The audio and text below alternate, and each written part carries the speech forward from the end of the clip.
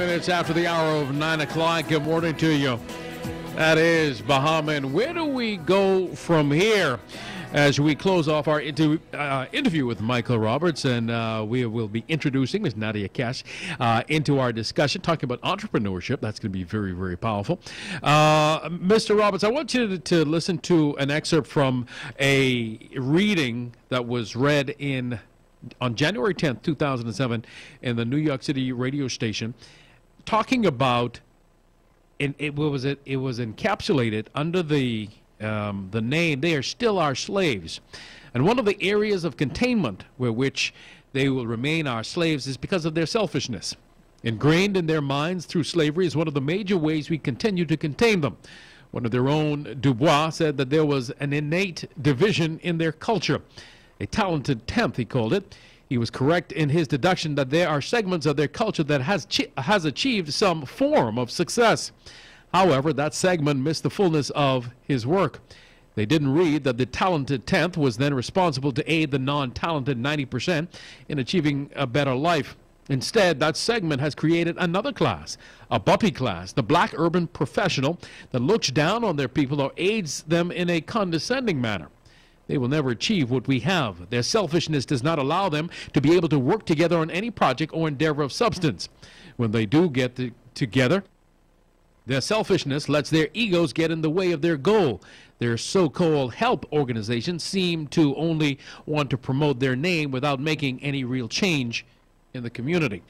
How do you respond to that? Well, let me respond by saying I just returned from Ghana about 3 weeks ago, where I was at the W.B. Du Bois's burial grounds. He went there to help Nkrumah as he was helping Ghana in its independence.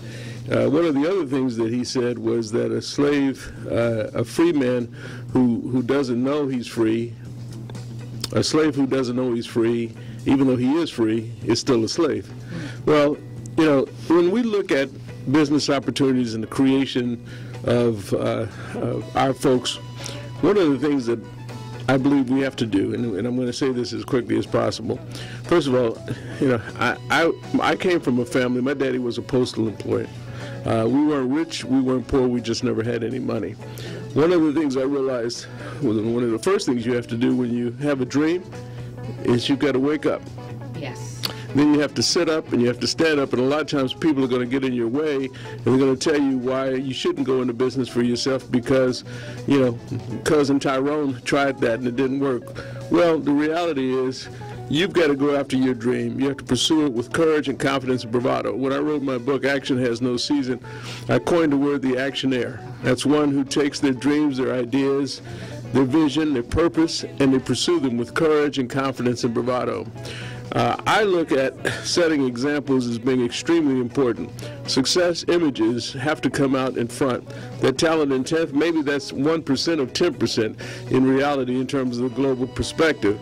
But look, in today's world, right here in the Bahamas, for someone to think, the young people, for them to think that they have to be a millionaire, they either have to have a ball in their hand, they got to rap, or they got to be an illegal pharmacist, if you know what I mean.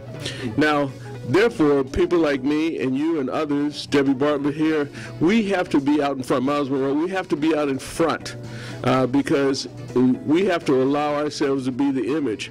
Because without that, our young people cannot assimilate into a different mindset. We have to set examples. We have to be the example so that they can recognize that there are other types of ways to be successful, better ways than the ones I just described.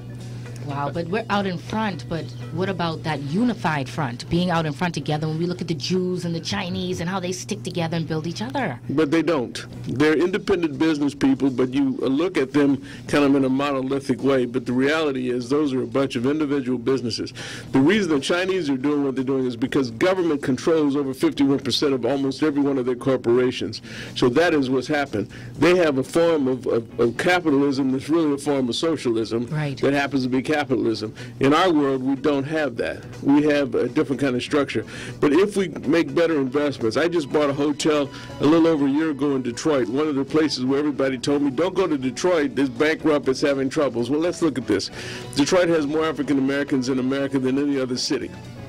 if you build something that's quality, first class, as the Roberts Riverwalk Hotel is, they will come. Because we have assets, we have value, we have importance, and we will support each other if we give each other something to support. People are listening to this radio station right now because it's owned by African Bahamian people, and they know that they can get truth from this radio station every day, and more of us can support each other if we come out and out front. Too frequently, those who succeed stay in the corner, in the shadows, and I don't blame them. I mean, if they want to, that's their life, and they're maybe not as public as a guy like me and others. But then there are those who are out front. What do we have to do in order to make this work? We have to work collaboratively, meaning we have to find ways to look at our resources as individuals and come together. We have to work cooperatively, meaning we have to support those businesses.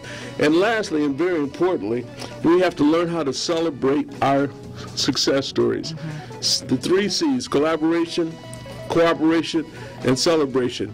Do everything we can to celebrate and push this out front so that we can develop more actionaires, people realizing that, as my book says, that action has no season.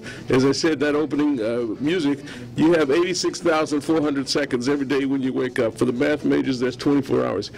Use every moment to its fullest extent. Every moment, because the moment you think of the moment, it's already gone. You eliminate the fear of failure, and a lot of times I ask people, do you think outside the box? They raise their hand, yes. I say, well, listen, that's another metaphor that says, you know, if I'm thinking outside the box, doesn't that presume I'm in a box in the first place? Right. Well, you're never in a box. It's only the horizon, so don't limit yourself.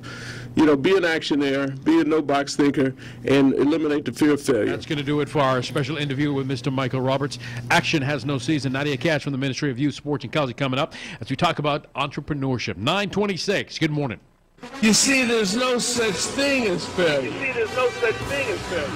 An actionaire is one who pursues their dreams, their ideas with confidence, with courage, and with bravado. If you eliminate the fear of failure, you suddenly will find yourself empowered with certain strengths. You see, there's no such thing as failure. Michael, what does that mean? Shakespeare once said, nothing is either good or bad, only thinking makes it so. So, if the concept of failure is nothing more than a thought in your head, then isn't that something we could let go very quickly? You see, too frequently we get out and we may think, well, I failed. Well, you really did fail. Perhaps the outcome of your venture, of your project, did not yield the results that you wanted. Perhaps there was something you could have done differently to change those results, but that's it. Let it go. Be existentialists. Be actionaires. Let that stay in the past. Why is that so important? Because every day when you wake up, you're given 86,400 seconds.